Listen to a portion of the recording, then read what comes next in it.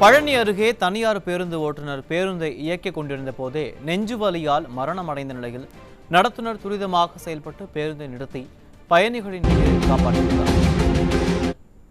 இது தொடர்பான கூடுதல் தகவல்கள் அஜ்மீர் ராஜா வழங்க கேட்கலாம். அஜ்மீர் ராஜா வணக்கம், என்ன நடந்தது, முழுமையான விவரங்கள்? பழனி அருகே பேருந்து ஓட்டுநர் நெஞ்சுவலியால் மரணமடைந்தார்.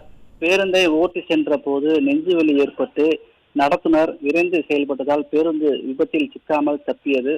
பழனி பேருந்து நிலையத்திலிருந்து தனியார் பேருந்து புதுக்கோட்டை கிராமத்திற்கு சென்றுள்ளது.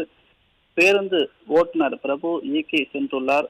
பேருந்து கணக்கம்பட்டியிலிருந்து புதுக்கோட்டை சென்று கொண்டிருந்த போது ஓட்டுநர் பிரபுவிற்கு நெஞ்சுவலி ஏற்பட்டது. அப்போது அவர் உடனடியாக அருகில் இருந்த இன்ஜின் மேலே விழுந்து உயிரிழந்தார்.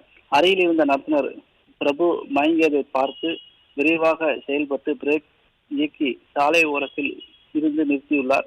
இதனால் பேருந்து விபத்தில் சிக்காமல் தப்பியது. பேருந்து பயணிகள் இருந்த நிலையில் நெஞ்சுவலியால் ஓட்டுநர் இறந்த சம்பவம் பரபரப்பை ஏற்படுத்தியுள்ளது.